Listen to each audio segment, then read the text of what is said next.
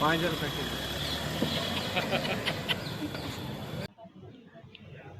देखिए, उत्तर प्रदेश के 75 जिलों में माननीय मंत्रीगण की नियुक्ति हुई है। आदरणीय प्रधानमंत्री नरेंद्र मोदी जी के कुशल मार्गदर्शन में और माननीय मुख्यमंत्री योगी आदित्यनाथ जी के नेतृत्व में 2017 से 2022 में उत्तर प्रदेश उत्तम प्रदेश बना है। अब सर्वोत्तम प्रदेश बनने की ओर अग्रसर है। केंद्र सरकार की जो भी कल्याणकारी योजनाएं हैं, जिनके लिए वो योजना बनी है, उस व्यक्ति तक पहुँचे। प्रदेश सरकार की जो योजना है अंतिम गांव तक, अंतिम व्यक्ति तक पहुँचे, इसके लिए समीक्षा बैठक हर महीने आयोजित होती है।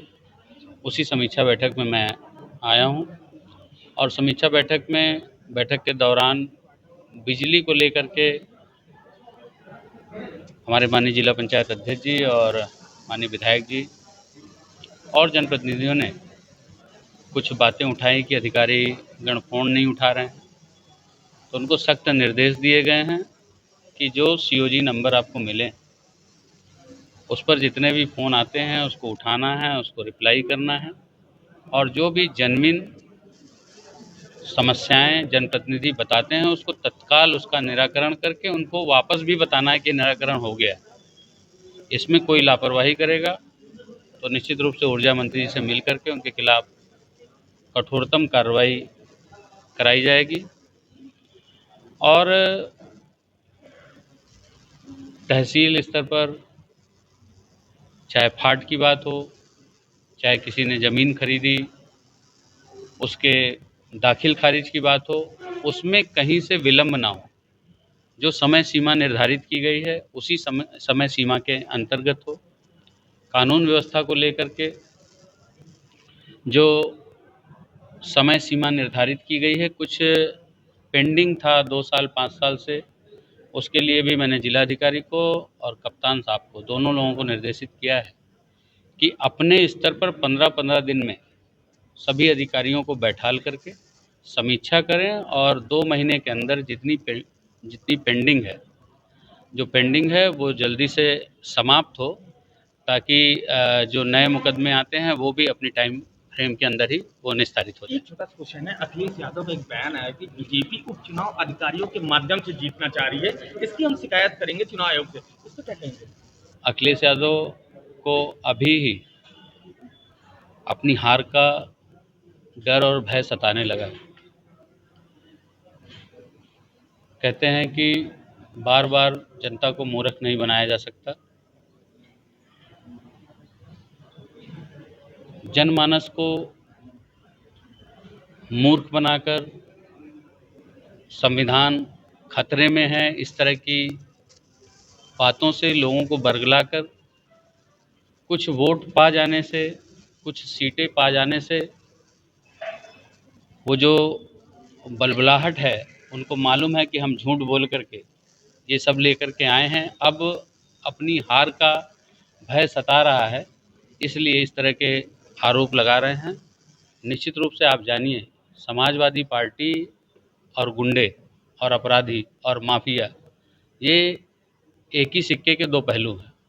मैं अभी आपसे कहूं कि समाजवादी पार्टी में एक भी गुंडा नहीं है, सारे साधु महात्मा है, तो हंसने लगे, अभी हंस रहे हैं आप।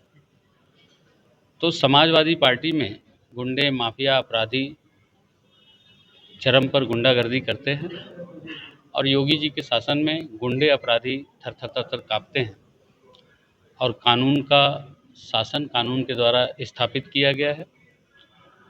और मेरे ही ऊपर बम ब्लास्ट हुआ था, हम तो होश में ही नहीं थे, कोमा में चले गए थे। तो एफआईआर किसने लिखा है? हमारी पत्नी, हमारे मौसी के लड़के ने लिखा है, अज्ञात में लिखी गई।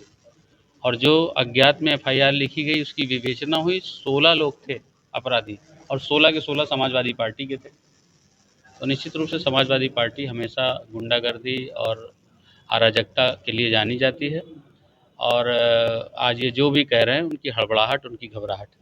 अभी मीटिंग हुई थी प्रभारी मंत्री का, तो आपने मुद्दा उठाया था बिजली विभाग के अधिकारी नहीं सुनते, फोन नहीं उठाते, क्या मामला है? देखिए, हमारे जिले के प्रभारी मंत्री नंद गोपाल नंदी जी आए थे तो हम लोगों के भारतीय जनता पार्टी के माननीय मुख्यमंत्री जी आदरणीय आदित्यनाथ योगी जी, माननीय प्रधानमंत्री जी, जो गरीबों का योजना चला है, जिससे बिजली फ्री, गैस उनका, राशन, अगर कहीं से अगर मुझे मिलेगा कि मेरा फ़ोन नहीं उठा, तो हमारे जैसे अगर आदमी का बिजली विभाग में जाए, कोई भी विभाग हो, अगर फ़ोन नहीं उठेगा तो हमारे जो आम जनता है कैसे फ़ोन उठेगा, कैसे फ़ोन उठेगा? वो कैसे कहाँ जाएंगे अपने दरवाजों को खटखटाने के लिए?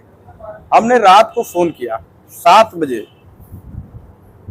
बिजली विभाग एक्सियन को, तो 7 बार हमने फ़ोन किया। फ़ोन करने के बाद फ़ोन नहीं उठा तो हमने उनको मैसेज लिखा कि भाई साहब नमस्कार, अगर आपको समय मिलेगा तो मेरे फ़ोन को आप एक बार रिप्लाई देकर मुझसे बात कर लीजिए।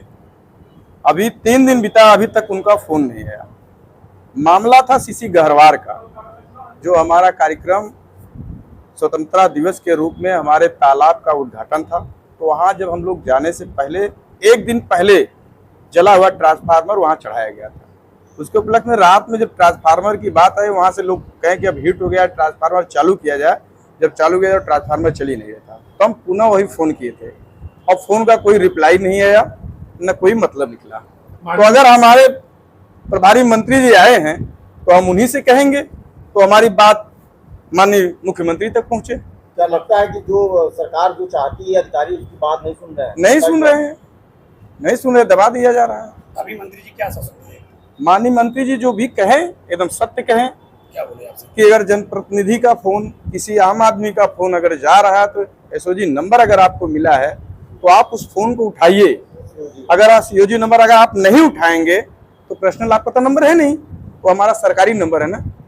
तो मेरे सरकारी नंबर से अगर आप फोन नहीं उठा पा रहे हैं तो अपने प्राइवेट नंबर से क्या फोन उठाएंगे? तो मेरा ये निवेदन है सरकार से, इन लोगों को दबाव बनाया जाए कि हम लोग जैसे जनप्रतिनिधियों को अगर फोन नहीं उठेगा तो आम आदमी का फोन कभी नहीं उठेगा। धन्यवाद।